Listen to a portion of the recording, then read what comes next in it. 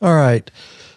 Just getting up and going live here. Hopefully you guys can hear me. I know some of you are in the chat, and let us know if you can hear us. And I will start a video stream here. See if you guys can see us. So let us know in the comments. Let me check my end, and let us know if you can hear us. Sounding good on our end, looking good on our end, I might say. Specifically Lurch. Well, thank you. Not me.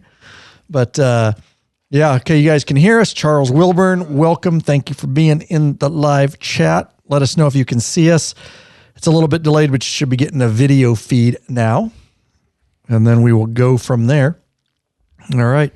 You both look good. Look at that. Charles Wilburn, Edward Lake, Gary Jackson. I hear you, see your bright and shiny faces, says Gary Jackson. Thank you so much, guys.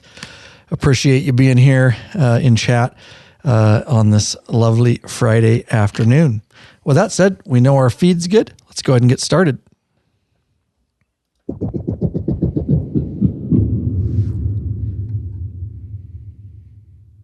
All right, little update for everybody. So, King of the Baggers. Now, that's not what this episode's about, so the title is correct. We're going to talk about some stuff, but I wanted to do a quick, this isn't really a whole episode worthy, but I know a lot of you followed King of the Baggers, as did we, very close. Of course, I got invited and flown down Lucky dog. to Arizona to spring training, so to speak. They were getting the bikes dialed in and all that. And so because I got that, I was already interested in it, but I got really interested in it after that, after talking with the racers and things like that. And of course, I got to go down and actually see a race, Laguna Seca, when I was down there testing the new 2023 CVOs. Anyways, so I follow it heavily, and I know Lurch got into it too, following it. If you guys haven't, it's a lot of fun. I think it brought a lot of life back to the sport of motorcycle racing. Sports bikes are cool and all that, but it's so different because King of the Baggers, it's a completely different feel and vibe.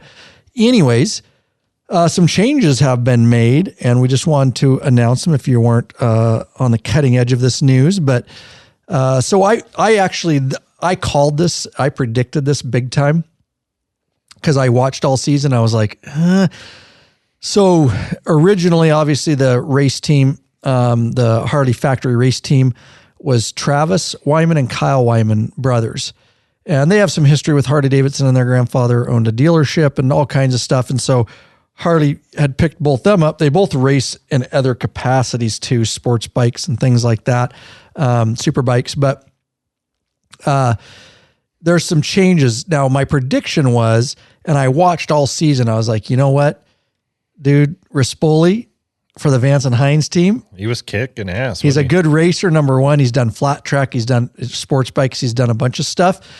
But he was, he almost killed himself on the first race at Daytona. That tank slapper, man, that bike was all over. That was an impressive recovery. 8-second ride, bro. Yeah.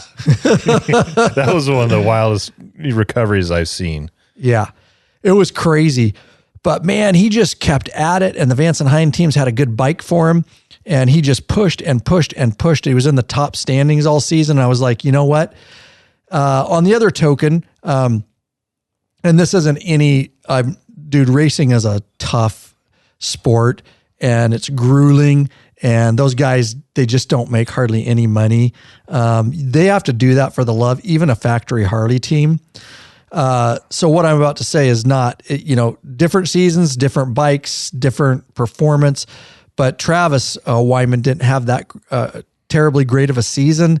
And whether that was just the bike and getting dialed in and whatnot, he's a great guy, by the way. On my video, when I went down there on the YouTube channel, I got to hang out, and he took me around the track in a Mustang. Super, super good guy. And he races other bikes too. So this wasn't his only gig, but for whatever reason, I had called, not necessarily that Travis would leave, but I had called that maybe Harley would bring Rispoli on to the factory team.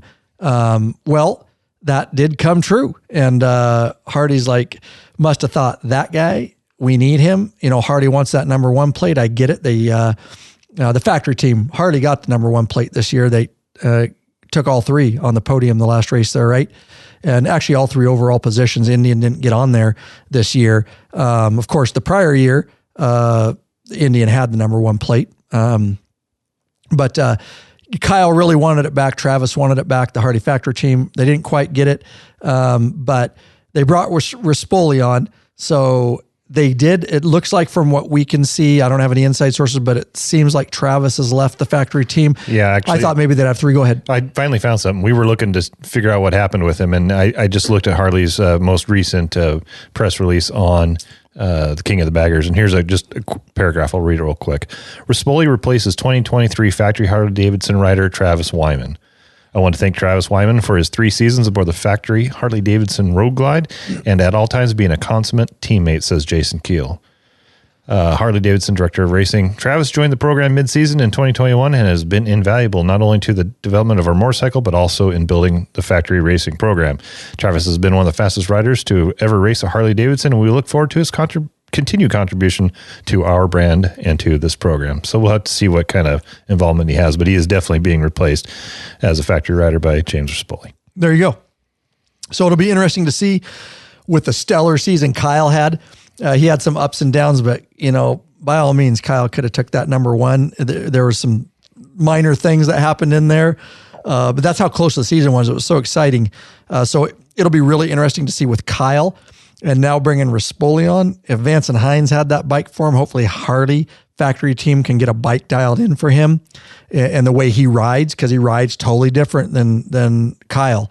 If you look at those two, which is interesting. I would say Kyle's more of a finesse rider, and Rispoli is just a balls out, wild, make it happen. Bull rider. Yeah, exactly. But a lot of that flat track could have been. It comes from that. Huh? Yeah, true. Yeah. A lot of that, though, could also do with the bike. Sure. And how it's feeling under him, and if it's looking out of control a little bit. So I don't know how much. I guess we're going to find out. Yeah. I guess we're going to find out. But I agree with you overall. They're definitely, even if both bikes are completely dialed in, their riding styles are definitely, like you say, different. And Kyle when Kyle's riding good, he makes it look effortless, so easy. You're like, who can touch that guy? He's like made of gold. Of course, he made mistakes. Everybody makes mistakes. I'm just trying to get my focus dialed in here. But all in all, and then Rispoli always, all season, always looked like he was riding on the edge of his seat all the time. And again, we don't know if that's just, we'll find out, when he gets on a Harley, and, he's got more resources. Of course, Vance and Hines has resources, but definitely, come on, the Hardy factory team, you've got an insight on like everything, and Hardy wants that bad. So they're dumping resources. I mean, but Vance and Hines did a hell of a job, hell of a seasons Vance and Hines had. So yeah. And they took the overall podium anyways, right? For the season. Gillum, sorry. No, that was the Roland Sands. Yeah. It was Gillum, Rispoli, and did Gillum, Kyle Wyman. Wait, was Gillum, he was a Vance and Hines. I think he was also, I'll look. But yeah, so Vance and Hines took it. Yeah, they took one too. Yeah. Took 3. Okay, yeah. Yes, he was. Sorry, I got messed up there, guys. But yeah, Gillum, he's a hell of a rider too. Mm-hmm. That was my second. I was like, if they don't pick up Rispoli, they're going to pick up Gillum. But he stayed with Vance and Hines. Who knows what offers came behind the scenes. Mm-hmm. They could have offered him too. I don't know.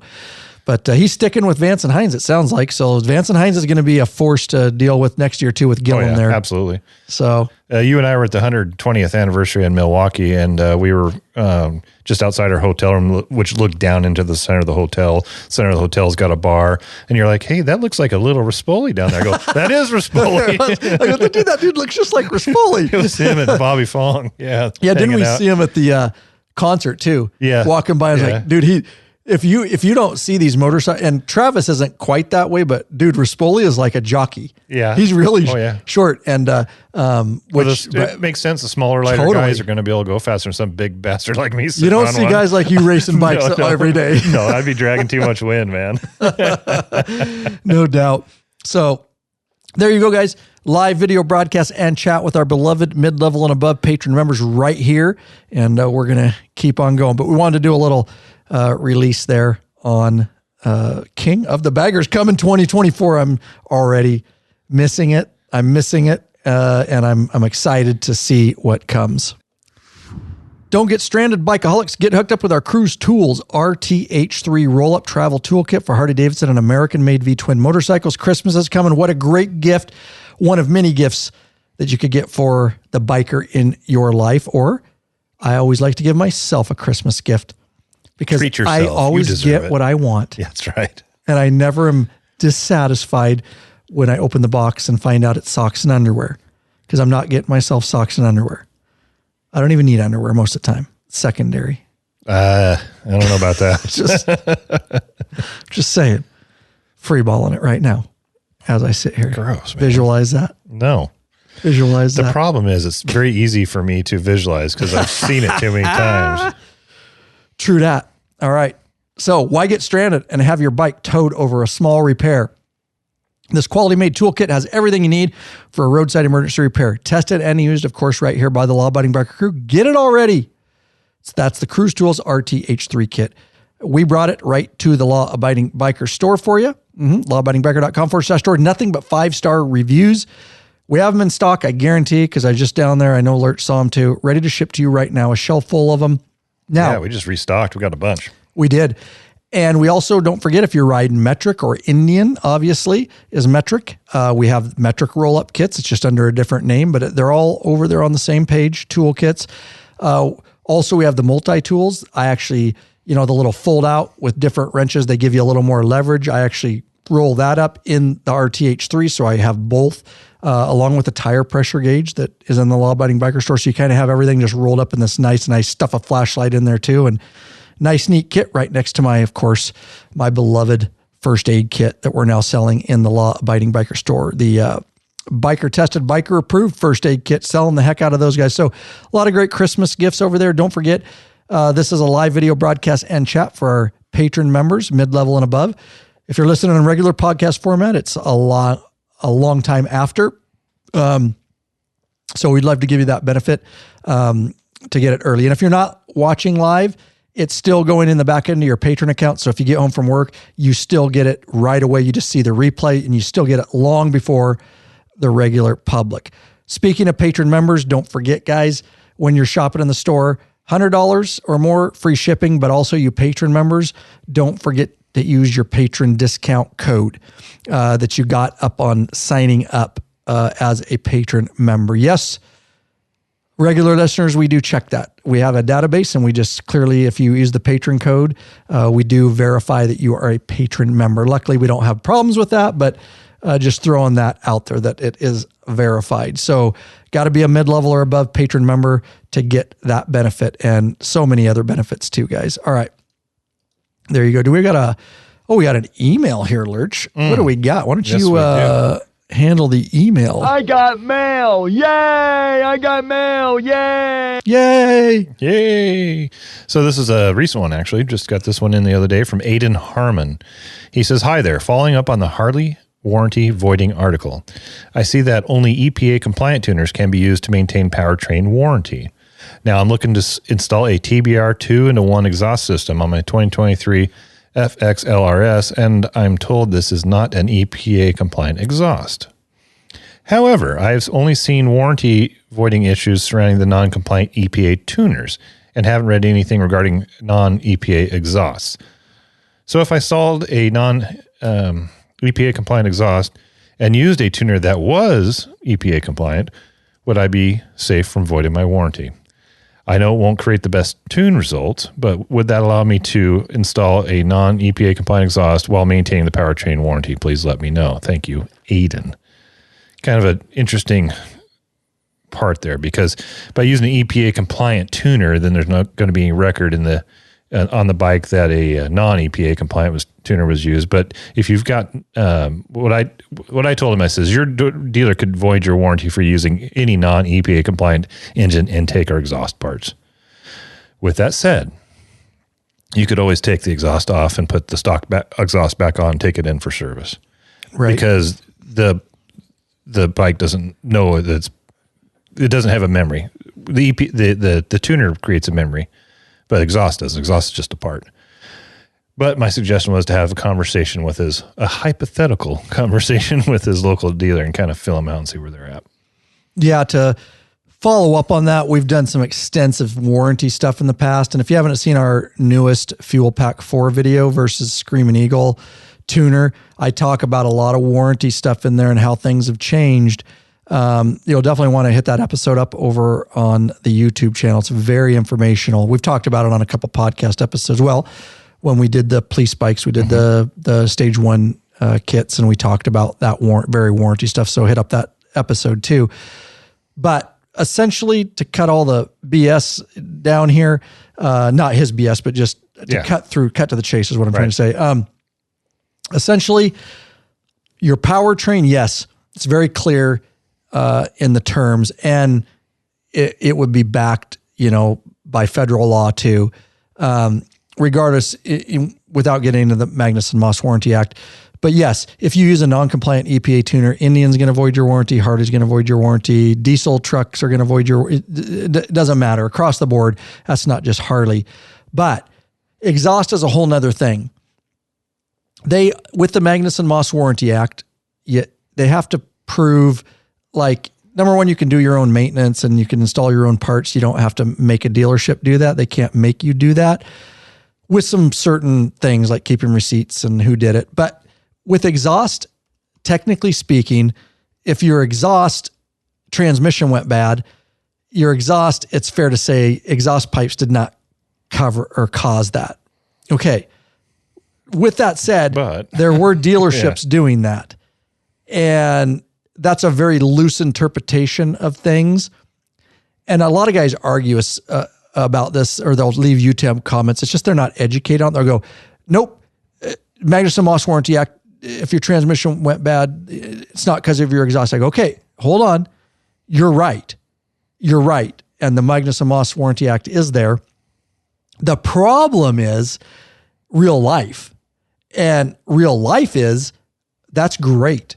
So go to your dealer that's being a jerk and say, my transmission needs to be replaced under warranty. My exhaust did not cause it. And they say, nope. What are you going to do? Here's what you're going to do. You're going to go out and spend thousands and thousands of dollars on an attorney, and Harley's got more money than you, likely. I don't know who you are. I shouldn't say that, but you may win. But the problem is, it's not just that easy. You can't just go in and go, well, this says this, and they can look at it. They can still deny you. It's a dealership. They can do whatever they want. The burden will be up on you to hire an attorney, start the lawsuit. Could take 1 or 2 years, and you may win, and great. And I hope you do, because that's how dealerships learn. There was only a few that we found through some, responses from people in our community. It was happening, and I know it still probably does happen. That's just not good business. I would never go to that dealership again. Our dealership, absolutely not. Here, exhaust has nothing to do with transmission. They keep it within how it's supposed to work. Yeah, if you put an EFI tuner on and your engine blows, that it's very specific in the terms of the warranty. You can't do an aftermarket EPA tuner, but putting it can be as dumb as, okay, your transmission goes bad and you put a new antenna on. That antenna is not the causation of your transmission. So that's a stupid way, but that's essentially what it is. You have to be able to say that what you did is, taking the motor out of its parameters and things like that. But again, Lurch gave you good advice. Everybody is go talk to your dealership and say, listen, hypothetically, if I use an EPA compliant tuner, but educate them. Say, my exhaust isn't right. Yeah. Am I going to be all right? Yes.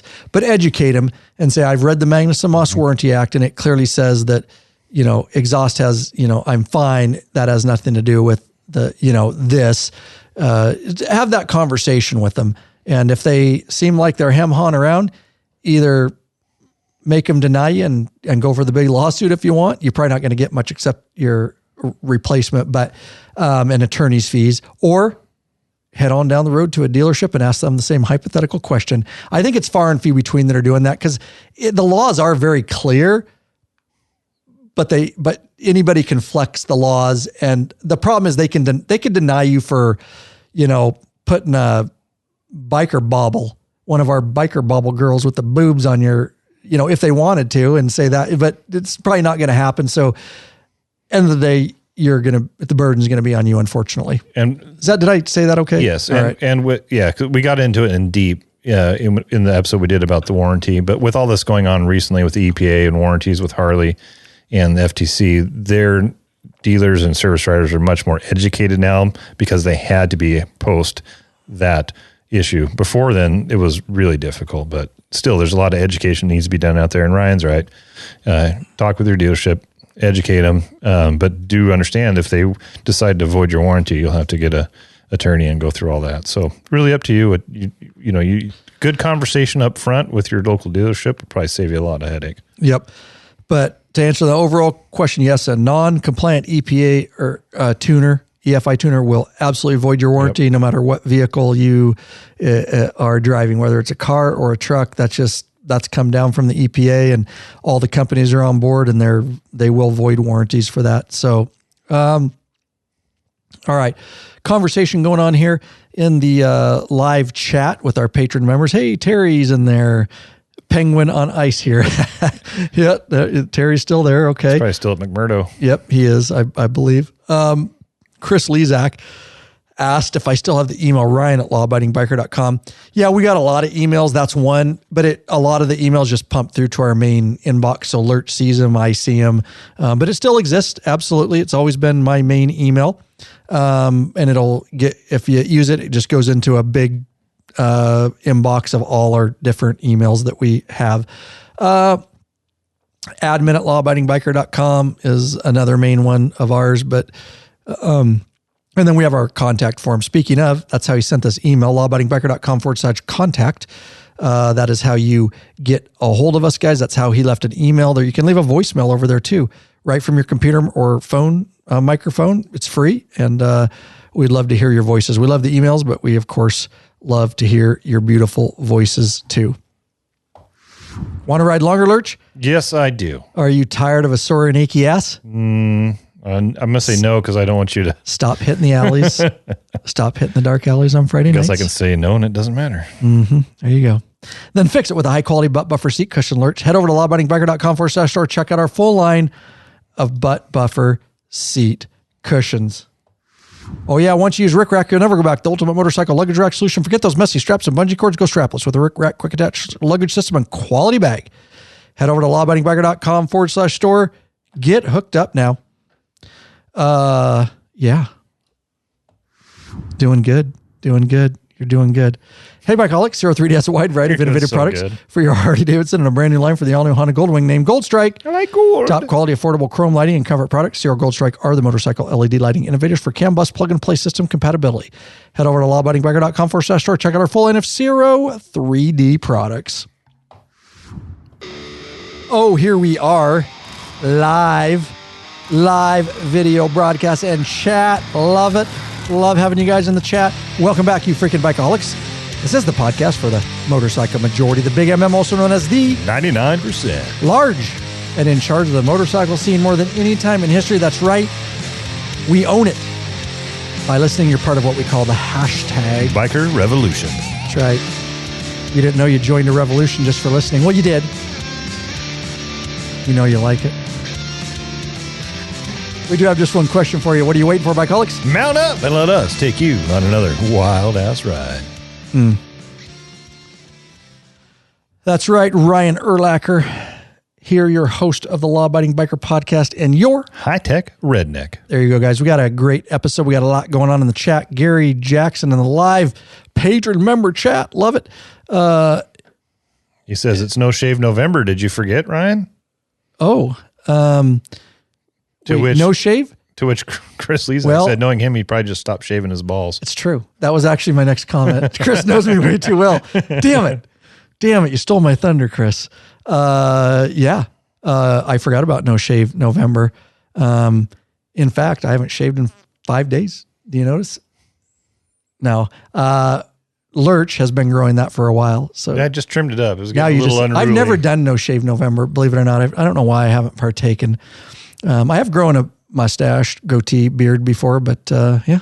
I just figured I'm late to the show. Apparently, I had to shave for 25 years, so I just don't feel like it anymore. Yeah, and I let it go for hunting season, but I just trimmed it up. A bit. A lot of it used to be a bigger deal several years ago in our police department because that's the only time guys could grow a beard. They allowed it during November, but now policy is you can have a beard. So I think it's not, they used to put out an email every year. No shave. Every guys get excited, I don't have to shave. But now guys just have beards all year round. So they didn't even send out an email. So thanks for the reminder there. Makes the dude wipes less effective when you quit shaving that's true. Very true. You got to keep the boys nice and slick and looking good. You got to keep up. Tree looks taller if you shave the bushes around the bottom of the tree. I mean, mine was already thick. Trim. Thick. But when I shave it, it looks really thick. My face, that is. It's so gross. Okay. Okay. This is ridiculous. We got a new free video here Lurch wants to talk about, apparently.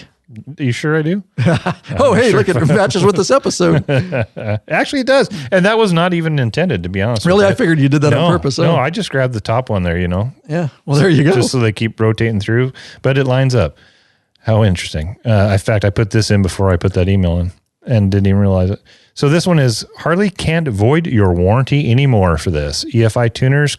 Lawsuits, ? And the link to that video, which is very educational, is in the show notes. There you go. Pumping out the videos on YouTube still, guys. Make sure you get over there and subscribe if you haven't. We really appreciate it. We're right on the cusp of 200,000 subscribers. Not that it means a whole bunch. It's a vanity metric, but it's still cool, and we appreciate it. We've gained that over the last 10 years, so that's awesome. Now, I just want to say real quick, guys, and then we're going to get on our main topic today is what does the road ahead look like for Harley-Davidson? Sales dropped by 16%. They just did a Q3 report. Mm-hmm. We've dove in. There's a lot to this, and we're looking forward to chatting with you guys in here and if you have any input, but we have broke this down. So we're going to dive in deep and have a lot of fun doing it, of course. But I do want to say, guys, right now, and I know this is live video broadcasts and chat with current, existing, and a lot of long-time existing patron members. I just want to say thank you so much. I know I do. I know people are like, oh, stop. It really, and I'll keep doing it. I don't care what anybody thinks. The reason I say that is if you haven't noticed, I'm not getting political. I don't want to get political right now. It doesn't matter what side of the aisle you're on. If you can't see that the economy is tanked and inflation is up, interest rates are up, the economy's horrible. It's been going that way and it's getting worse. I'm not a doomsdayer. I'm just saying it's objective. It doesn't matter, right? It's bad. And it was not like this 2 years ago. It was a lot different.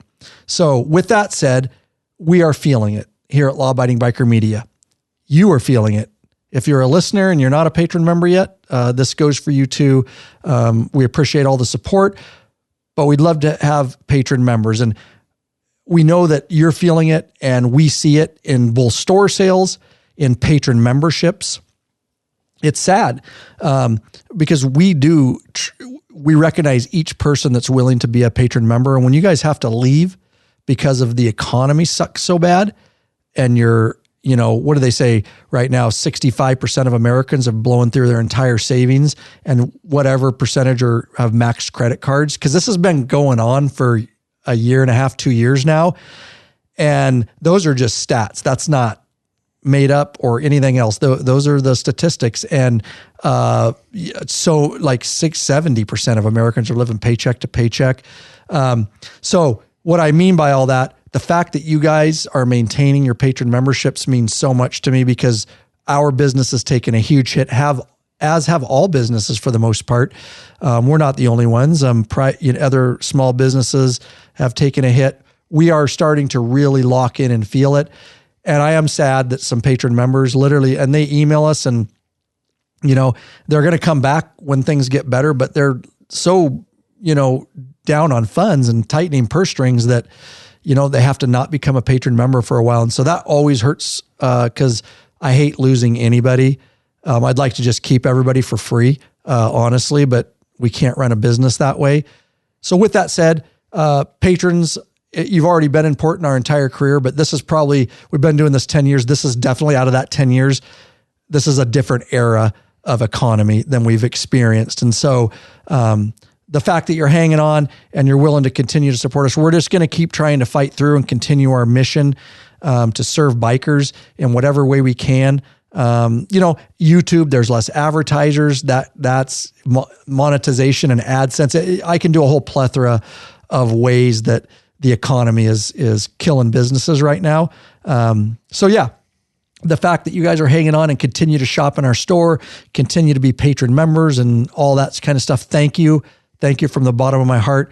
And we hope that we don't lose a lot of more patrons, and we hope some can sign back up that have had to make some adjustments. We look forward to having all those back. And for those new patrons that sign up, thank you. Thank you so much for taking the leap. And we're going to continue pumping content out the best of our ability. That's the thing. Me and Lurch were talking at lunch. The fact that we are putting out more content and more things than we ever have before for a lot less income, just because of the economy is crazy.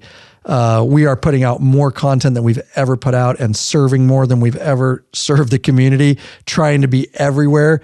And so it has hit us in the face, so to speak. And we've been feeling it for a while, but more and more we feel it. So yeah, anything on that, Lurch? No. That's it from Lurch. Lurch does say thank you. Well said. But yes, thank you guys. Can't appreciate you enough. It means the world to us. It's very humbling. We're just a couple of idiots from Washington that decided to do some YouTube and some podcasts. So it blows my mind that we have people that are willing to spend their hard-earned money to support what we're doing here. It really is truly humbling and very appreciated. Yep. Well said. Lurch is a man of words. You just got to get him to talk. See, I put him on the spot. I'm just messing with you, dude. You like to look when I'm typing or doing something, and you throw it to me. I know Lurch. He does a lot of typing over there, and Lurch. I'm just going to tell you, we all have our gifts. Lurch is not a multitasker. Lurch, when he's on his phone or a computer, he will literally. I'll ask him a question at Starbucks this morning. Here's Lurch. I asked him a question. And he just keeps typing. Yep. And I'll ask him again and he'll just keep typing. And then he'll go,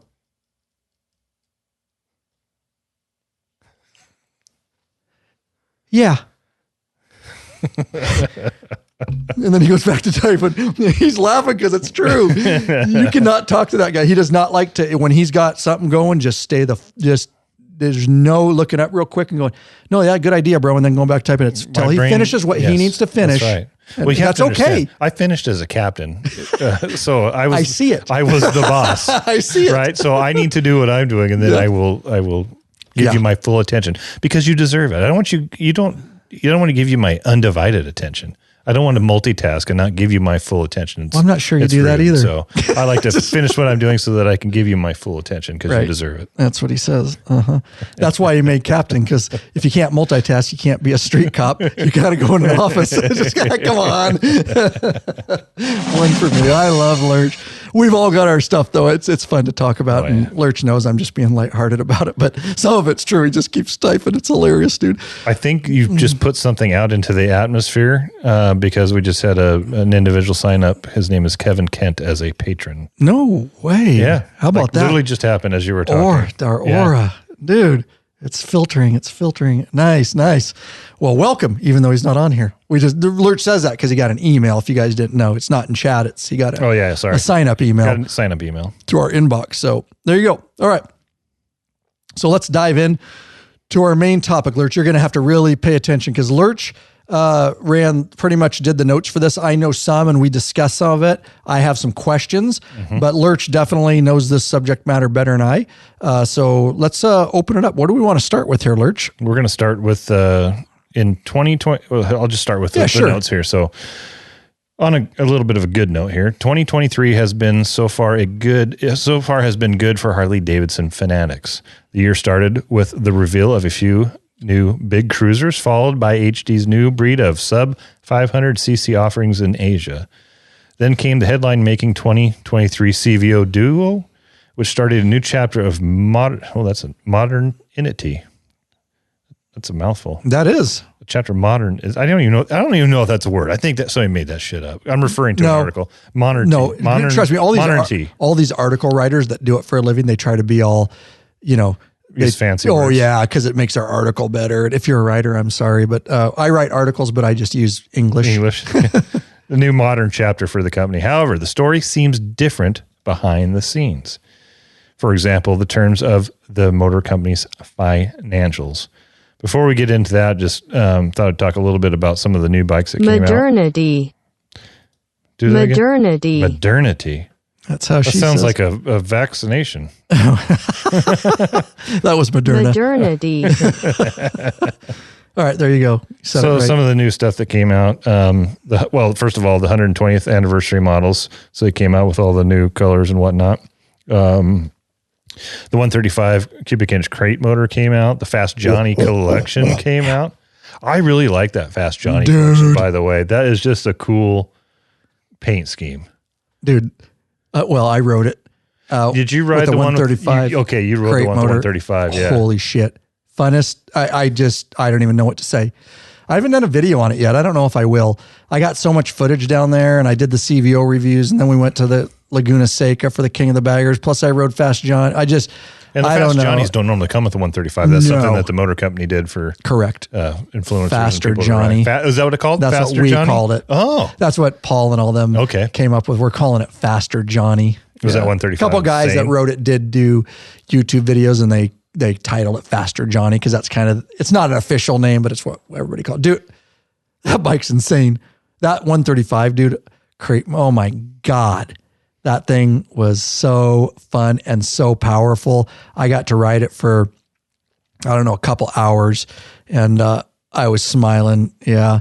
Blockhead was down there with me when we're doing the CVOs, and I rode Faster Johnny for a while, and he still laughs about it because I was back there, and on his video, he's like, Urlacher's back there. All you can hear is just thunder revs, and then they're just pulling the front wheel, and I'm just revving it, and I'm cranking up on him and then backing off. He's just laughing his ass off, dude. I couldn't stop. So yeah, that crate motor was a cool thing they came out with. Yeah. So get off track. That's what we do. That paint scheme was nice. It really was. I wanted that bike. Some of the enthusiast collections have been cool, and they're definitely different and unique. But that's one that I was really attracted to. I thought that was a good looking bike, that Faster Johnny color. Yep. Also, the what do they call that? I'm having a brain fart. The Icon series, the Electric Glide Highway King came out. So that's just a few of the ones that came out last year. I think the biggest thing is we're going to talk about a little bit later is those CVOs with all the new stuff on it. So as a reminder, Harley-Davidson's reporting format segments the company into three parts now. They've got the Harley-Davidson Motor Company, which is all the motorcycles except for the live wire. They've got the financial services, so the where they loan you the money to buy the bikes, and then live wire. This structure has been the way that the motor company has handled its financial reporting since it transformed live wire into its own company in 2022. And we did a podcast on that on live wire and splitting off. Last time we talked about the financials for the company. So together, the three Harley-Davidson segments from Harley-Davidson Incorporated, which is the overall entity that reports to consolidated financial results. Year on year, the motor company reported a 24% drop in profits for the third quarter of 2020 as compared to the third quarter of 2022. Reuters noted that shares fell 11% in response to this news. So there's been a big drop in this third quarter, and so we're going to kind of get into it and see what's going on. What's it mean for Harley-Davidson?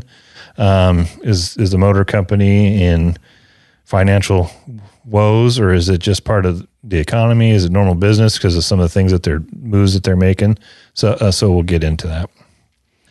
So Harley-Davidson reported the retail sales of all its motorcycles, excluding Livewire, declined in all geographic regions in the third quarter of 2023. Overall, worldwide, sales were down 16% over the previous year. That's a pretty substantial It's a big drop. chunk. Yeah. Yeah. In North America, the motor company saw a 15% drop in sales in the third quarter of 2023 compared to the same period in 2022. In Europe, the Middle East, and Africa, which it counts as one region, sales fell by 13%.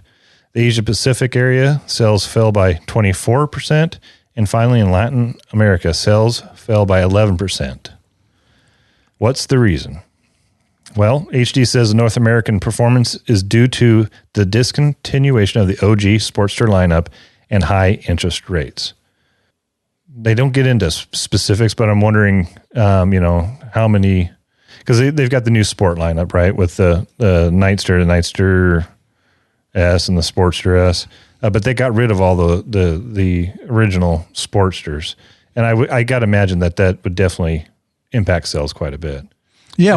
I'm curious, the guys in the chat, what you guys think about that. The old OG Sportster lineup. It was, whether you liked it or not, I'm curious how many guys think that was a bad move in the chat for Harley. And I'm reading Chris Lezak here, hold that thought. He says, the Rick Rack saddlebag cooler works great. It can serve double duty. Not only when to use it on the bike, but we've been using it in lunchbox for over 2 years. Nice, bro. Yep. We still got those in stock in the law-abiding biker store. Yep. That would make a cool lunchbox, actually. That would, no doubt.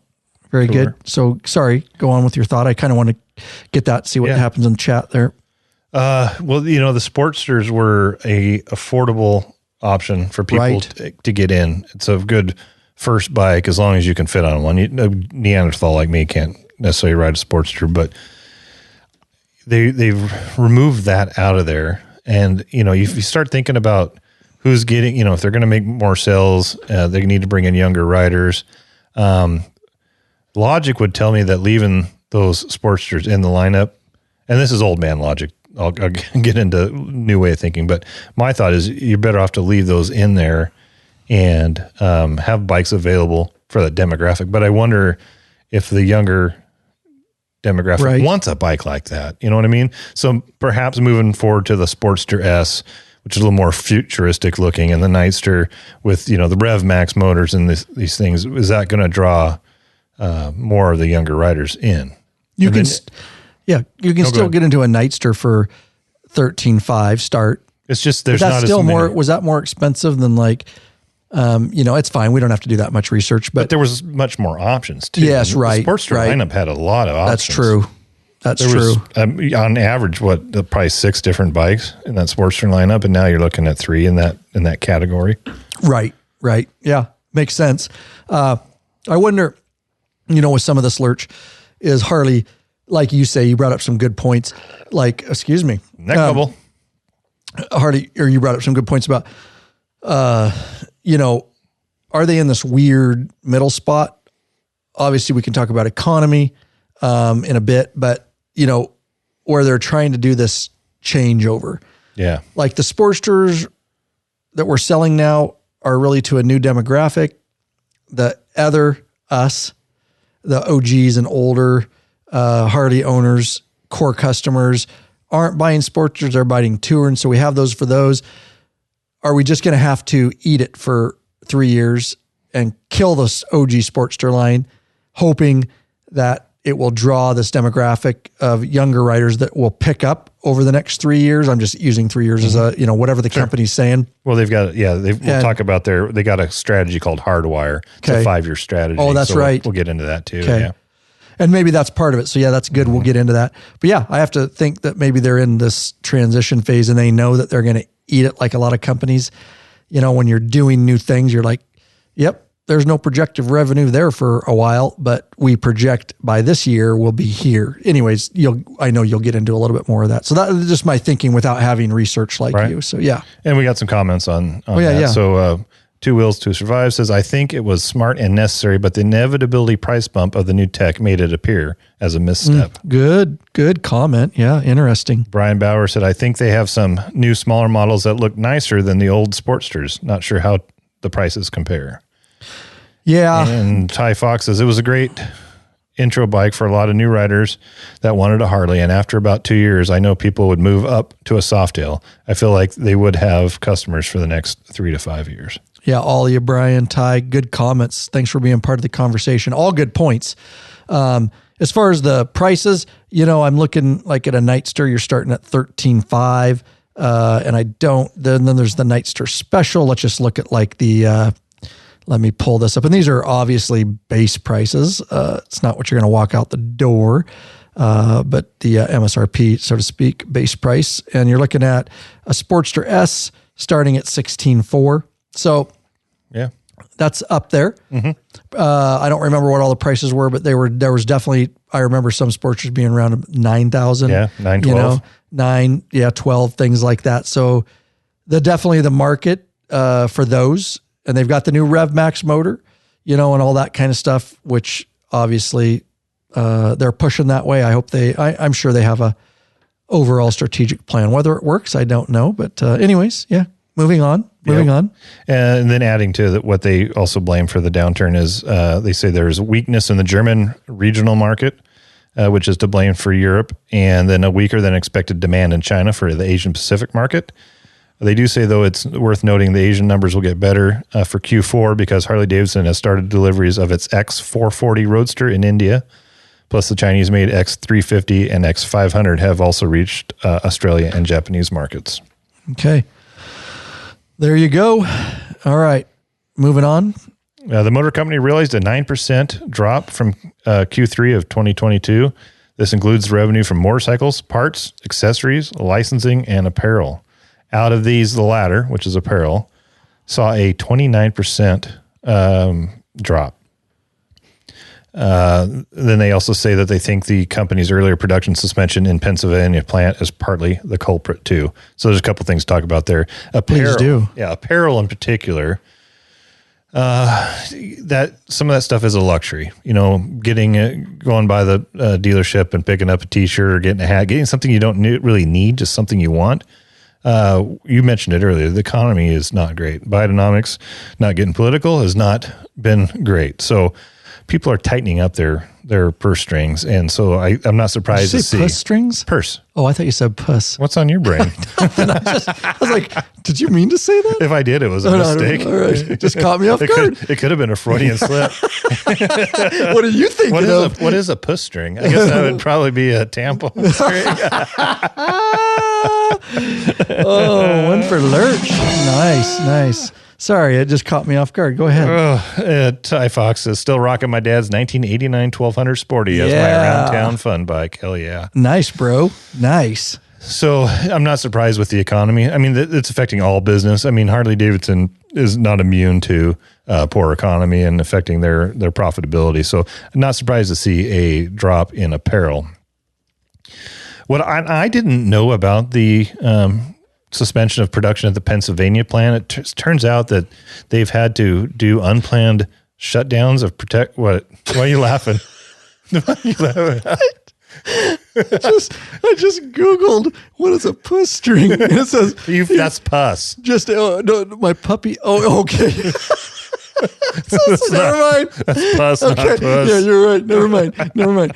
I digress. I totally, you were on a good thing there, but when I saw that, okay, disregard. Moving on. Sorry, Lurch. You are a child. You're such a child. Oh my God. Okay. Oh, where the hell was I? Oh, yeah. Where were you? Anyways, so starting over. The shutdown at the Pennsylvania plant. I didn't even hear about it. It was in the news, but it didn't make a big enough a splash for me to see it on anything. But apparently, there's been a couple shutdowns over the last about 14 months. There was one about 14 months ago where they were getting basically an inferior product. They're having some issue with brake lines. So they had to shut down production. But this last one was in June, July. And I can't really find anything that says what they couldn't get a hold of other than they had a parts issue. So I don't know if it was a supply chain issue, something going on at the plant where they weren't making, maybe it's parts they make. I don't know. But there was a unplanned shutdown in June and July. So that's going to obviously reduce the amount of bikes that can be put out, which would normally, equate into less profit, right? If you're not making them, you can't sell them. Mm-hmm. Good point. Last but not least is Harley's dedicated electric motorcycle initiative, LiveWire. The company has shipped just 50 units in Q3 of 2023, a massive 76% decrease over last year. As a domino effect, the revenue is said to be $8 million, which is 45% down year to year. Also, LiveWire is still operating at over, check this out, $20 million net loss. Although HD says that's in line with expectations. So I think that's something we probably shouldn't gloss over, and maybe we can talk about that a little bit. I mean, when you hear that, how can $20 million net loss be within expectations? Mm-hmm. Yeah, well, that's an interesting question. I have some follow-up, I think, on that. But, Lurch, we need to do this real quick. We need to take care of our beloved sponsors. Let's do it. Ride longer and treat your ass with some respect already. Oh, my ass. Get hooked up with a premium butt buffer seat cushion. This company of bikers developed a super thin hospital grade seat cushion made of solid and elastic materials. Can't look at you, it looks so ridiculous. And it's unlike gel pads that will leak if punctured. The butt buffer is designed not to slide around your seat, fits all motorcycles, installs in seconds, easily cleans, and helps dampen those damn vibrations. I love vibrations on my ass. With plenty of models to choose from, they assure you'll have a comfortable ass when riding. Head on over to Law Abiding Biker Store and check out our full line of butt buffer seat cushions. Hey, you guys got to see it live on video of me trying to screw with Lurch and crack him up during that commercial. We love our butt buffer. We have a lot of fun with it, and I would not leave home without that bad boy. So going back. Ty Fox says it was a parts delay. York plant is about an hour and a half away from him. Nice. Thanks for the follow-up there, Ty. Appreciate, love the live chat and the input from you guys out there with your ears to the ground. So good. So what I can think, you were kind of asking, are you kind of asking me what I think? Yeah. I think that, so Livewire is still operating at an over 20 million net loss. So I think, and I don't know if this was actually in there, you watched the video of the actual Yoken talking and stuff. I didn't, but my guess would be there's a transition here. Now, I just want to start by saying this isn't anything about, the Green New Deal and we got to go electric by this year. You know what? I don't care about any of that bull crap. This is strictly always been, in my opinion, there is going to be electric vehicles. There already is. Harley doesn't have any plan to switch them all over. That's not what this is about. This is another piece of the market that they have to play in, because you're going to get left behind if you don't. And if they don't make an electric bike, then Indian's going to, and BMW is going to. So they have to think of the future of the company. So I don't have any problem with them. And they separated. I mean, it's still part of Harley, a division of Livewire. They have to be playing in that sandbox, or they're never gonna, be able to survive the new world. Doesn't mean gas bikes are going away. Electric has its own funness in its own way. I'm not looking at it from the perspective of, it's going to save the world and the environment and all that, whatever. I'm more we're stripping the earth for all the minerals to make the batteries. Exactly. Yeah. It's that whole thing is ridiculous, and we don't necessarily go there. I think they're really fun to ride. It doesn't mean I'd want to get rid of my gas motor. I rode the S2 Del Mar down at the 120th, and by the way, little sneak. And the Livewire 1. We both got to. We swapped. And the Livewire 1, that's true. Lurch got to ride it too. They will make you smile ear to ear. They have their place. I've talked about it. We did an episode on the review on those, and I am working right now, and I am very confident that in the spring, with my contact, we're going to get a S2 Del Mar for longer term review sent to me. When we do the paperwork on that one, can you make sure I get my paperwork done on that one? Yeah, I want to ride that thing around too. We will. We will be doing a longer term to expose people to it that aren't familiar. You don't even have to like electric bikes. Again, a lot of guys go into it as, hardcore, fuck electric and screw this and screw the Green New Deal. It's not about that. That was me till I sat on one. Holy shit. I was smiling like I was a kid. It was like being a kid again and riding a really powerful, bike or a scooter. I mean, it's insane. You twist the throttle on that thing, the front end will come right off the ground. Yep. In fact, the Del Mar's got wheelie mitigation. So does the Livewire. Yeah. Yeah. But the Del Mar had a little more juice. But damn, those are so much fun. They are. And so with that said, guys, I know there's a lot of hardcore, like Lurch said he was before. I was, and I always looked at it from a standpoint as I never thought Harley was trying to go all electric. I just thought as it's a market they have to play in. I've said it, and they'd be dumb not to. And it's another alternative for some people. It may not be for everybody, but hopefully people have an open mind when I do that bike on the channel, to kind of just see what it's about. And you don't have to buy it, drink the Kool-Aid, none of that. Harley's been really good about not selling it as that necessarily. Of course, they're going to make that stuff to a certain extent, but that's not really their point at this juncture. It's just, hey, we're in the electric market too, and we need to be. So I think them losing that money, I think it was expected. Part of the process of bringing these into fruition. Yes. And I think it's smart that they split it off from a financial situation or situation, but also it does show what you're saying, where they're not trying to replace all the bikes with electric bikes. It's just a separate division of. So I think it was very important for them to switch that off. In talking a little bit more about the Livewire, the motor company insists most of its new Del Mars will ship out in Q4. Hitting the number would get better. So hinting the number would get better. So you should also know that the 50 unit shipment is better than Q2's 33 units. So there's at least some sort of upward trajectory here. In case you're curious, the S2 Del Mar is Harley's most affordable electric motorcycle yet at $15,499. It's not bad. The next best one is Livewire 1 at $22,799. I felt like the Livewire felt more like a street bike, and the Del Mar almost felt almost like maybe an adventure / dirt bike the way it's set up. I found it to be really comfortable. In fact, I thought the Del Mar was more comfortable to ride than the Livewire 1, to be honest. I agree. And if you get the opportunity to test ride one of those things, sign up for it. Trust me, you'll love it. Yep. Even if you never plan on riding one, just ride one just so you can say you did. The smile factor. There's some interesting comments going on in here, some conversations.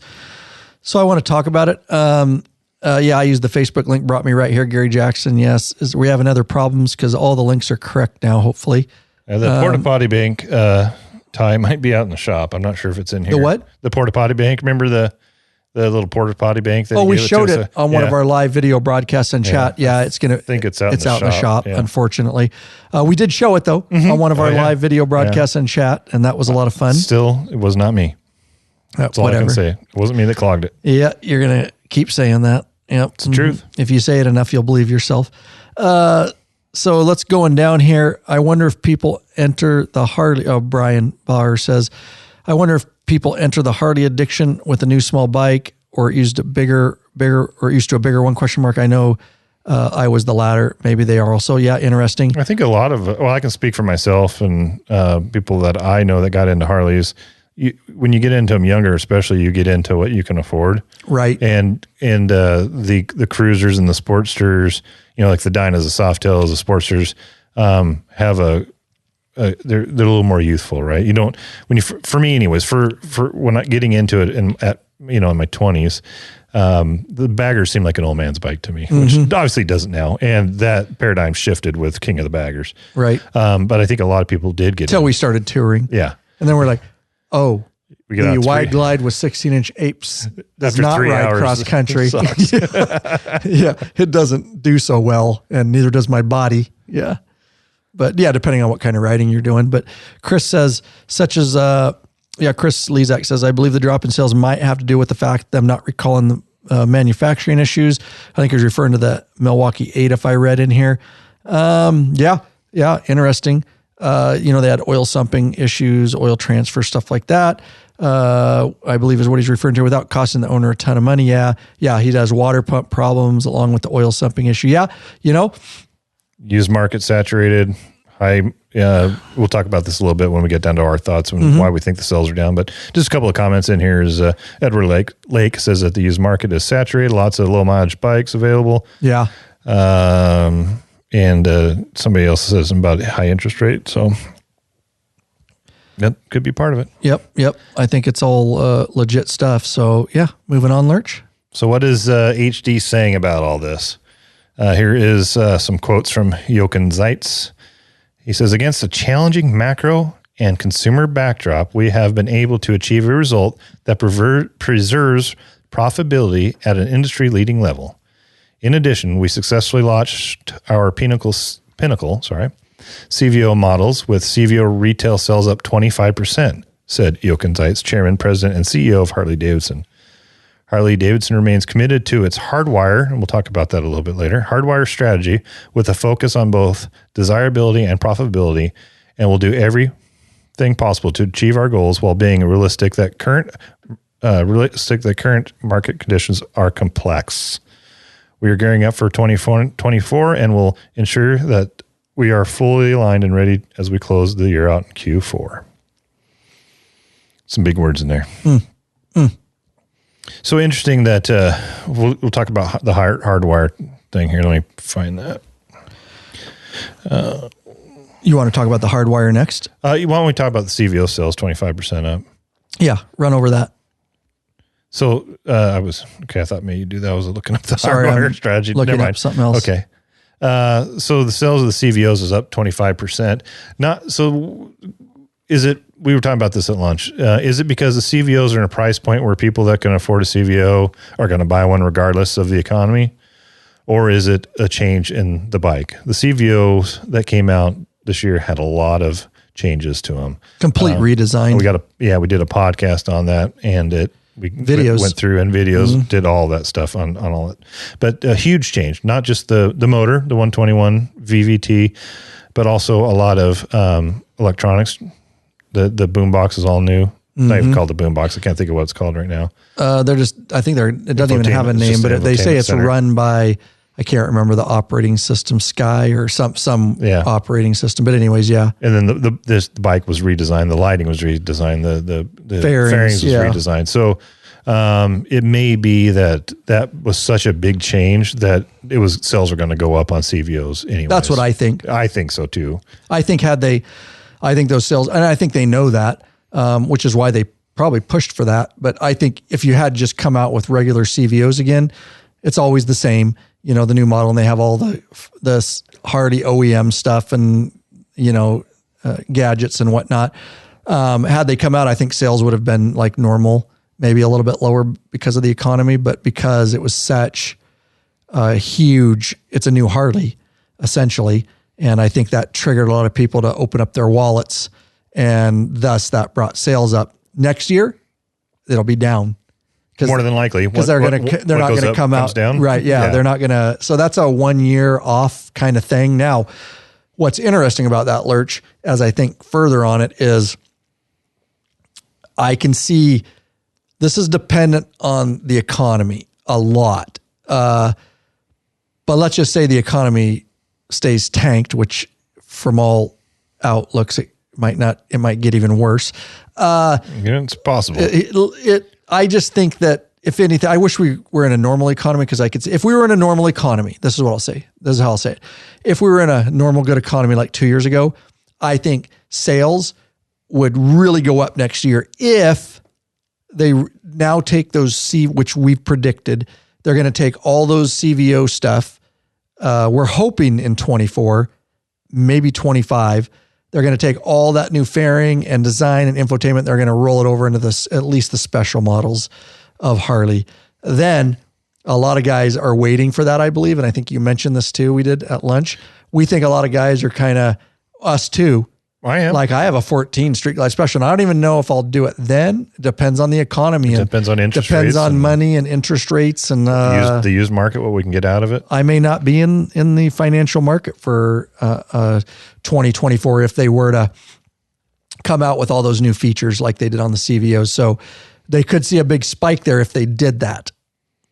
Yeah, that's what I have down here in our notes, are thoughts of why this third quarter slump is potentially, maybe a lot of people are waiting for those 2024 bikes. I mean, if I was in the market of buying a new Road Glide Special, because I'm a shark nose guy, right? Would I?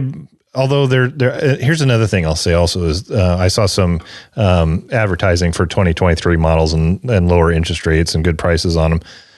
Is that because the sales are down, or because they're trying to get those bikes out of the chamber before the new bikes come out? So I really feel that all indications are that we're going to see some of that, at least in the specials, the 121 and some of the new design, light design and fairing design. I think we're going to see those in the specials next year. So, but anyways, there's a good chance that people are holding off buying a bike because they want to see what 2024 is going to bring.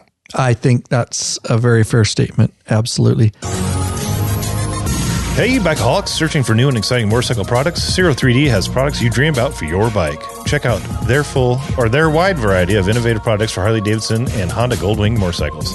Zero 3D's got your back with chrome and black parts, lighting, and other comfort products. No modifying, cutting, grinding, or welding for an easy installation that equals less time installing and more time riding. Zero 3D has a design team of riders with over 40 years of experience with a passion for design and innovation. Zero and Gold Strike are the motorcycle LED lighting innovators for CAN bus plug-and-play system compatibility. They pride themselves on great customer service. Got a question? Get in touch with them via email at sales@zero3d.com or give them a call at 715-808-0027. Check out your local Harley or Honda dealership and ask for Zero or Gold Strike parts. A new leader has emerged, so check out Zero 3D's custom line of Gold Strike products for the all-new Honda Goldwings. Better yet, help support us and head on over to Law Abiding Biker Store and check out our full line of Zero 3D products. One of our beloved long-term sponsors. Thank you, Zero. We've got a large stock of Zero stuff. So if you guys need anything Zero going into the holidays here, lighting, anything, even if it's not in our store, we can still get it for you, and we appreciate everybody. Just email us. We've got a lot of the stuff listed, but we're always listing new stuff. We don't have all of it, so just ask us, and we can certainly get it for you and get it to you ASAP, because it definitely, by buying from us, it helps support us right here at Law Abiding Biker Media. All right, where are we going from here, Lurch? Just talking about the hardwire strategic plan. So the Harley's got, like every company, they got strategic plans. And what we've learned at Harley-Davidson is they like to have a lot of code words for things. So the code word for this strategic plan is the hardwire. At least it's not the hard on. Because if it was my company, like this company, we would name it something like that, the hard on. So let's just refer it. Lurch just looks at me like, what? We've had the opportunity to listen to Yoke and Talk and listen to, we saw Bill and I can't remember her name, Bill and Karen Davidson, when we were at the 120th anniversary, and they talked a lot about where the company's going. I'd never heard the term the hardwire strategic plan. And without reading the whole thing, there's just some bullet points here I just found interesting. So the key highlights of the hardwire strategic plan. Hard on, please refer to it properly. The hard on strategic plan. Target increased profitability and low double digits EPS growth through 2025. Broaden view of its customers, inclusive of non-riders, tailoring each step of the journey in new ways and through multiple channels, including enhanced digital touch points. So that kind of lends into using YouTube influencers, podcasters, getting that message out in a lot of different places. Yeah, say that again. Repeat that so I can feel it. Okay, pick up what you're laying down. They want to broaden the view of its customers, inclusive of non-riders, so including non-riders. Okay. Tailoring each step of the journey in new ways and through multiple channels, including enhanced digital touch points. Wow. Yeah, that's some strategic planning type stuff. Basically, what that means is, can they just say it? They're trying to bring in new riders, and they're also trying to create a journey. Like this, all roads lead home. Where everybody goes to 120th anniversary, having those anniversaries every year, using multiple ways to get their information out, and through and that's probably why we've seen the increase in YouTube channels, right? And influencers. Yeah. Digital touch points are the instances when a customer comes in contact with your brand, whether directly or indirectly through online channels. Digital touch points occur in specific stages of the funnel or buyer journey. Mm-hmm. This includes 3 main phases: before and during purchases. Awareness. Lurch wrote that definition. We had it in the show notes here. So yeah, right. This is one of those ones where you're over there Googling more than I am. Usually I'm the one doing. Well, I know, because you're using you've used like multiple fancy words, and then a word you couldn't pronounce. I had to figure out how to pronounce it for him. And good God, you're kind of running the show today. It's different, isn't it? Yeah. I can be over here trying to figure out what you're trying to say. That's the problem with these. Listen, I've been involved in strategic planning, and these are the kind of words you put in there. You're like, why can't we just put it like you said? We're going to grab some YouTubers and stuff, and we're going to make some videos. Yeah, that's really that's the problem with a strategic plan. So we would have a yearly strategic plan, and then we also had an overall 5-year plan. Or just waited years to be able to talk about this freely. No, I don't. I'm just gonna Just in a nutshell, every year we had to take the strategic plan and go out in the field and talk with people and explain what the fancy words meant. If we would have just wrote strategic plan in simple English and sent it out, people could read it and go, oh, okay, I know what to do. Instead, we're tailoring each step of the journey in new ways and through multiple channels, including enhanced digital touchpoints. If you write something like that, then you have to go to the people and go, this is what it means. So I'm glad that spurred something when you read that definition. Is now you got to kind of explain what this stuff You got to backtrack, So another bullet point is invest in core segments of touring, large cruiser, and trike to strengthen and grow its position. So they do recognize that that's definitely their that's where their money's at in the touring market. Yep. Has been for a long time. Street Glide, still their number one selling, has been for so many years, and that's obviously in the touring category. So seems to be holding true. I know they want to pick up some of those other, and they have to. That's why they're doing the new Sportsters. That's why they're cutting some of those the live wires, and they're adding new large cruisers, breakout, that kind of stuff. Right. Yep. They're trying to make calculated decisions, but that's truly spoken from a CEO. That whole paragraph from CEO to investors. You know what I mean? Like that kind of language. That's where that comes from. Yeah, he's totally trying to, just keep things going. That's what you do as a large CEO like that, is speak the language to the investors. Yes. Next bullet point is expand into adventure touring and within the cruiser segment to unlock untapped volume and margin. So we know they're expanding the adventure touring. We're hoping for a midweight. Harley, if you're listening, we'd like a 975 or something similar to that, something a midweight version of the Pan America. I'm curious to see what they continue to do with the cruiser segment, what models and stuff they bring in and out. That'll be interesting.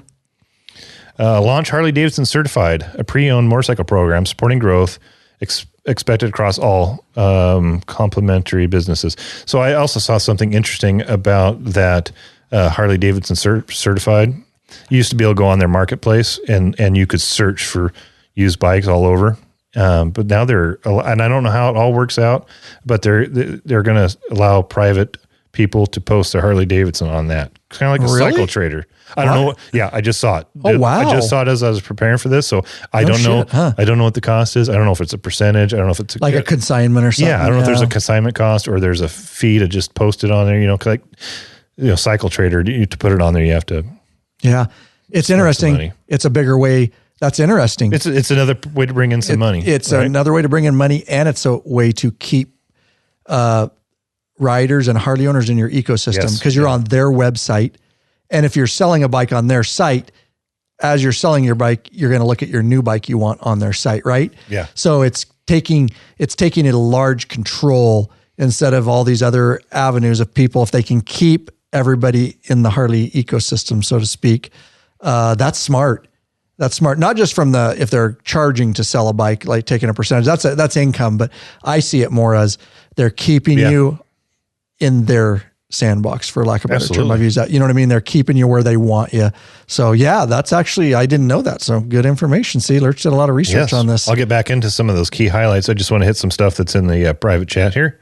Or not the private chat, sorry. It is private because it's private patron member only. Yeah. Get into the chat here. There was some talk about Ciro just because we did our mid-roll there. But Edward Lake says, love Ciro. Garrett Jackson said, just put on Ciro Fang lights before the Texas ride. Ciro is great.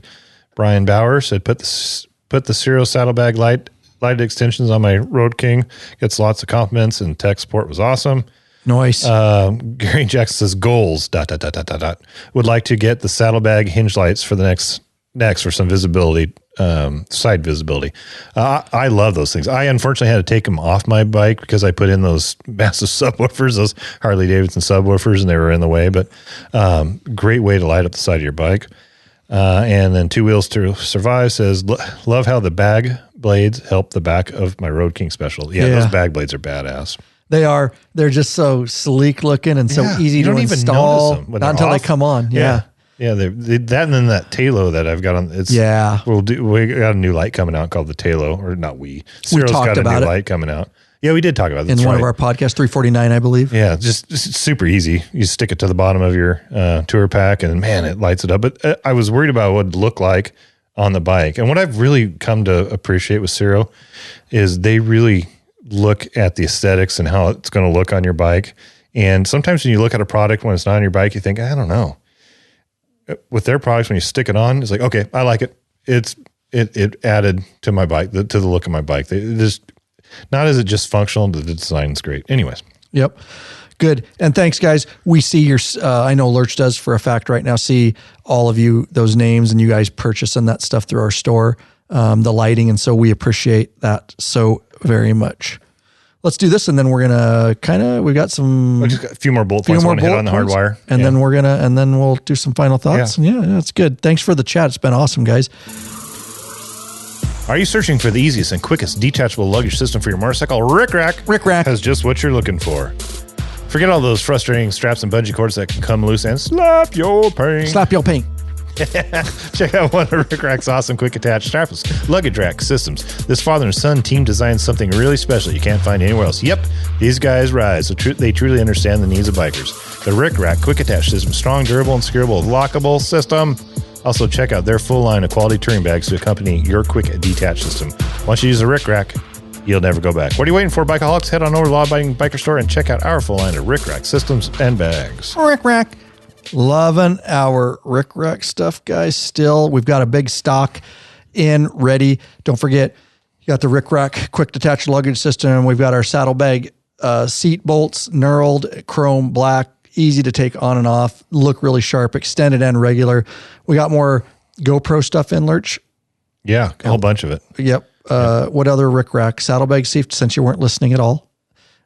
Rick Rack saddlebag safety bolt, seat bolts. I stocked up on the seat bolts, the saddlebag bolt that hold the bags on. I've got a whole bunch of different GoPro mounts for different things. So we got stocked up for the holidays. The gas cap keepers. Oh yeah, gas cap keepers. One of the first things I put on my bike, we just got a new police bike 2023. First thing I put on it, Cyril cup holder, my biker gripper, and I put the gas cap keeper. Those are because this is such a simple product, but man, I rode a bike the other day when I had to ride one of the other guys' bikes and I had to get gas. I'm like, really? It's just, now it's an inconvenience to try to find somewhere to put the gas cap. That gas cap keeper, guys, what a great stocking stuffer too. Super affordable and just something that seems so simple, but works so good. And it's got a coating on it, so it's not going to scratch your paint. I throw it on my ignition switch all the time. Yeah, I take the gas cap off. You can put it on the tank, but I literally turn the gas and bam, right on my ignition switch. That way I'm assured, because to start my bike, I have to do my ignition. It's right there and I put it back on and I'm done. So anyways, a lot of Rick Rack stuff, a lot of great products, which is why we carry those in our store. Lurch, take it from there. Gary says, talking about the lights I had to take off my bike, the lighted zero hinge lights. He says, do you still have them? Can I buy them from you? Nice, dude. I might. And if I do, I'll just send them to you. There you go. Let's see. Gary's always buying stuff and supporting us. So yeah. Yeah. And I think those were, anyways, I think those were given to us because we did a video on them. I think Cyril sent them to me. So I wouldn't feel right charging you. If I've got them, I'll send them to you. There you go. That's how we roll. Okay, just finishing up on the hardwire. Strengthen commitment to electric with the creation of a dedicated division focused exclusively on leading the future of electric motorcycles. Okay, we've already beat that one to death. Fuel power of Harley-Davidson as a global lifestyle brand through reinvigoration of parts, accessories, and riding gear. Again. And global expansion of financial services. You looking up something? No.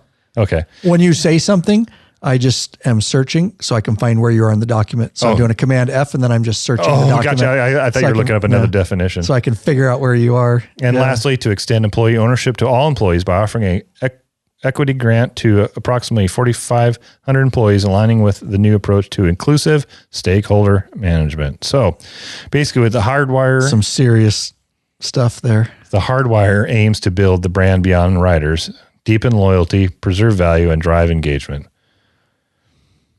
There you go. Okay. So that's the whole hardwire, which makes sense with some of the stuff that we're seeing, right? It kind of puts it all into perspective that, they're trying to attract not only just new riders, but even non-riders. They want people to buy into the Harley brand and the lifestyle. They're focusing on certain motorcycles and bringing in the electric. So that is the direction we're seeing them go. So all that said, let's kind of talk about our thoughts here and what's going on.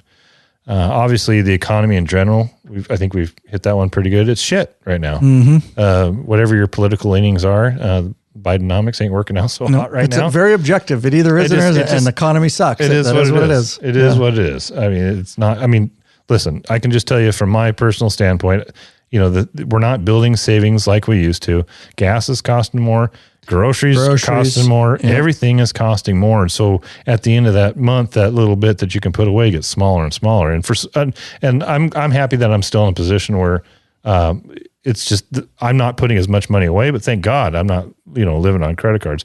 When you said earlier that people are paycheck to paycheck, I looked that up to fact check you, and you're right on the money. It says 60% of Americans are living paycheck to paycheck. Yep. It's been like that for the last year.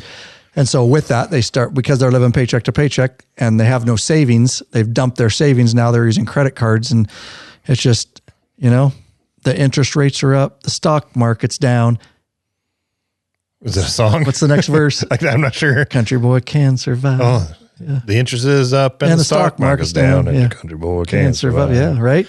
I know somebody else out there got that. He's the music guy. But it took you a second. I That's live right. back in the woods, you see. The woman, the dogs, and The kids in me. There you Anyways, go. Yeah. Great song. Real country right there. Not this new pop country crap. Yeah, interest rates are high. People are tightening their wallets. We've mentioned that we've already seen it, you know, even in our business here. As Lurch would say, tightening their puss strings. The supply chain's caught up. You know, there was a time where there were not a lot of bikes on the showroom floor, and dealers could ask, you know, over MSRP for it. We definitely, I mean, in particular, I remember looking at adventure bikes when I was getting into it, and some of the KTM, you know, like the 790 Adventure R and the 1090s, you couldn't find them. And if you did, in the used market, they were asking as much as a new bike or more. So those days are kind of gone by. So the used market value's gone down. Mm-hmm. The new market or the new bike market is either where it was or higher, and interest rates on new bikes are high. And so it's just not a great time, you know, to be selling motorcycles, I would say. Chris Lezak asked a good question in the chat. He says, Ryan, is it okay to post stuff for sale on the private Facebook group page? I'm looking at unloading some motorcycle boards. Yeah. So we've, that's actually went on in there, and we have no problem with that. We want you guys to use that platform in there. And if it can, we've seen other parts sold, or we've given away a lot of parts in there. I wish we had a separate section someday where we talked about it, where we could just have like our own like marketplace just for patron members and whatnot, but we're not there yet. So please use the private Facebook group. It's used to organize rides. So thanks for asking very much. And sell away. We've given away a lot of stuff in there too, just stuff we need to offload. Or I know Rick sold some stuff, and very good. Yeah, it was a platform that we designed for you guys. So as long as you're acting within the guidelines for Facebook, if you want to sell, and we have our own guidelines in there too. Very good. So we love our patron members, which are here live, video broadcast, and chat. You know. But we want to get you benefits. And most of all, we want to get to know you better and part of this community, this tight-knit community. But hey, if the only way you want to support us is through a flat donation, well, Lurch is never going to balk at a flat donation. I want to thank the following people. We'd like to thank Sandra Carmelo of Fullerton, California, Brian Baker of Richmond, Rhode Island, and Chris Larson of Gainesville, Georgia.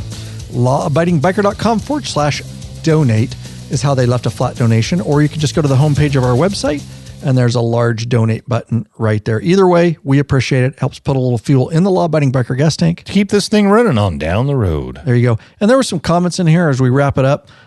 Some folks, and I think you covered a little bit about the saturated used market. Yeah, Edward Lake used market is saturated. Lots of low mileage used bikes available. True. Interestingly, I haven't shopped the used market for a little while. And as far as Harley goes, me and Lurch were actually talking at lunch about KLRs and how there's a bunch of those. And if you were looking to sell a KLR right now, you're going to take a huge hit on it, right? Yeah. Because the prices were down quite substantially in the used market. Yeah, there was a time when I was first looking. I was looking for 2022 at the time, and I saw a few used. You know, like it's not uncommon for somebody to buy it, especially adventure bike, and then they take it out and realize, okay, this isn't for me. Right. So that's how I got mine for a really good price. Absolutely. It's not uncommon to find one just a few hundred miles on. Somebody got off road, tipped it over once, said, I don't like this. I didn't know it was this hard. Right. Or this hard, or it's I don't want to hurt myself. I'm too old to. They get into it later in life, like we did. But crashed a couple times ago. No, this ain't for me. Unfortunately, you and I are not smart enough to make that decision. We just keep doing it. But, yeah, right. So the bikes I was looking at, used bike, they were asking the same price as the new ones. So I can't remember why. Oh, I know I was looking. My brother's considering getting an adventure bike, and he asked about the KLR. I said, it's a very good bike for the price. You're not going to get hurt on it. It doesn't have a whole lot of power. It's a simple bike. It's a good entry bike into the adventure market. And he was showing me some used ones. I went, no way. Just buy a new one. You can buy a new one cheaper than you can buy some of these used ones. But I started looking at the 2022, and I went, oh shit. I mean, my bike, I got about 10 grand into it with all the accessories on it. And there's people selling them, closely equipped for like $5,500. So it's not worth selling. Yeah. If I was looking, eventually I'd like to upgrade to something a little nicer. But I don't know when that's going to be because the value of the used market's so and the economy sucks right now. Mm-hmm. I have to believe it's saturated, the used bikes, because I think we're seeing a lot of people trying to offload and they need to liquidate. And I think we're going to see a lot of that. But unfortunately, it hasn't come reality yet that a lot of those folks realize that it's saturated and nobody's going to pay those prices. And so probably they say the best time to have money is when nobody else does. Mm-hmm. And that's not something fun, but it is a fact of life. And so when other people have to offload, I think within the next year, you're going to see some massive, like people just trying to get whatever they can because they need liquid cash. And it's been a long time since we've been in an economy where that is happening. It's true. It seems like, it's been hard to get a hold of stuff. It's been expensive. Yes, interest rates were down low. They went up here recently. Even when interest rates were low, it was hard to get a hold of stuff. And so right now, the supply chain has caught up. Yep. And there's a lot of stuff out there. And so when there's a lot of stuff, demand, and there's not going to be as much of a demand for it. And so the prices go down. When there's fewer of something, there's some scarcity, then the values tend to go up. So now's a good time to buy, just not a great time to sell. If you have cash, you're not financing it, right? Right. Yeah. If you can buy something for cash and get a good rate on, now's a good time to buy. Yep. I think we're, used. Used. We'll see some of that. These guys are not going to get the money they want out of these bikes right now with the way the markets are. They'll try for a little while and then realize they're going to have to lower it big time, especially because it is saturated. So a lot of stuff going on, guys. We will see where it goes, but clearly at the end of the day, regardless of sales and what Harley's doing, a lot of it was projected, as far as the live wire, knowing that they're trying to get in that market. But nonetheless, clearly Harley, Indian's feeling it too. Polaris is feeling it. It's not just Harley. It is a overall general income is down, except your largest company. But even Apple did a recent, report, and it's down too. You can always say there's a lot of reasons, and there always is within a company. It's here and it's there, but overall, that's a overall reason that all companies are taking a hit financially. It's going to happen with a bad economy. And the unfortunate part is we're seeing it is when they screw the economy up this bad by printing and handing out free money. It's not free.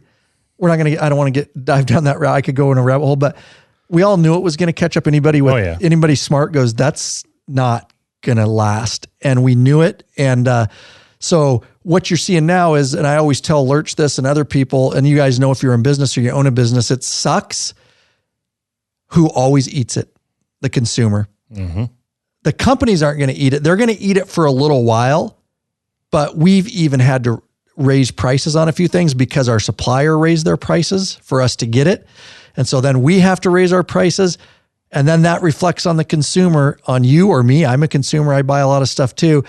It sucks. And we've even seen it in our store. We've had to adjust just because if it costs us more, we've got to raise ours. Otherwise we go out of business. So, we're seeing it. We're seeing it at the grocery store, like you said, and interest rates are out of control. So, it sucks. We're here. Hopefully there's a light at the end of the tunnel. I'm not a doomsdayer, but I'm very objective. Here we are.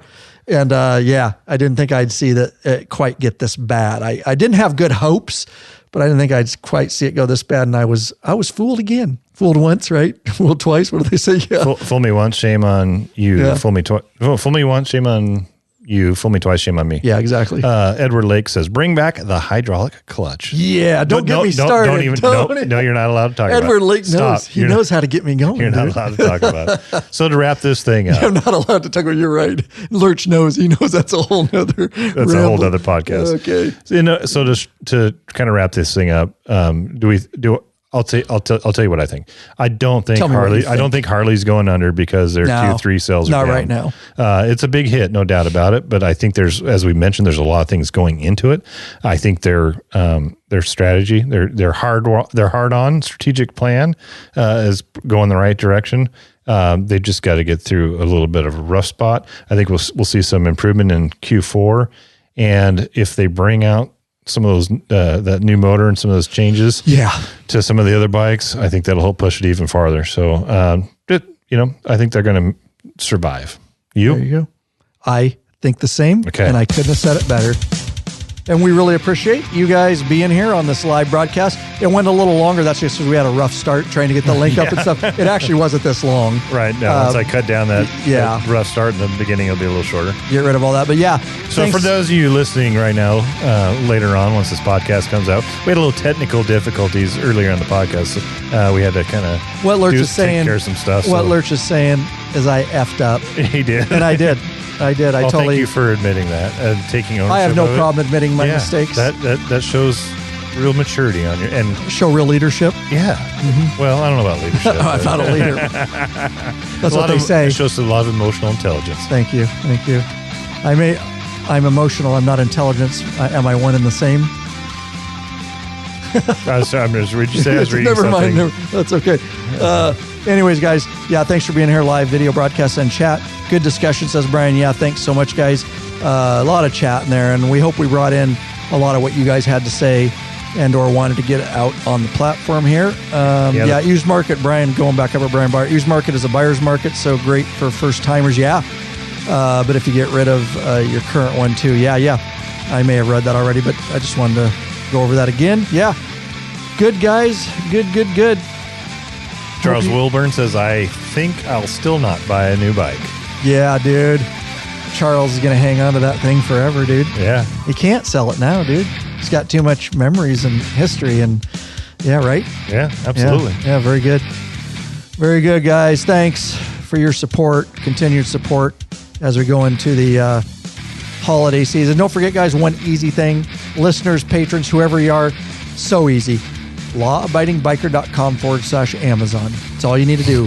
Once you go there, go up, hit your little star on Google, bookmark it, and call it Help Lab. That's an affiliate link. lawabidingbiker.com/Amazon. Bookmark it, and just call it Help Lab. And every time you go to Amazon, just go right through that little bookmark. By doing so, anything you purchase, it doesn't matter what it is, we get a small commission, no additional cost to you. And it definitely helps support us. Especially during these times. Every little bit helps, and so that's just such an easy way, and you don't even know it. Once you bookmark it, and as long as you just use, I'm going to go shop on Amazon, Help Lab, bookmark, and bam, everything you're purchasing, we get a small commission. So thank you so much. That's just one of the other ways you guys can support us as patrons and regular listeners, guys. Whew. If you guys didn't know, I don't think we mentioned it. We didn't. This is a podcast marathon day. We've been going since 9 this morning. This is number 3. We did 2 recordeds and a live. We get behind on podcasts. We don't like being this far behind. We usually have a lot in the bucket, but we had such a busy summer. We ran out, and so we've kind of been doing them as we needed them, which is not a great place to be. So we're trying to stack them up now that we're in the winter months, because spring will get busy again for us as things start to develop. So, yeah, so we've got a couple others coming at you too.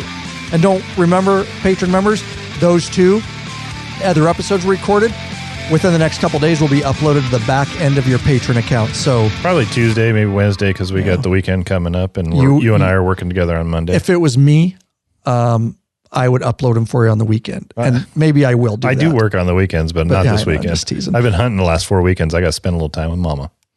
No, I hear you. But anyways, within the next 5 days, we'll say, you'll get them way before everybody else. Absolutely. And they will be uploaded into the back end of your patron accounts. And thank you so much, everybody, for being here live. And with that said, we are going to get out of here. Have a wonderful, wonderful weekend. Bye, guys.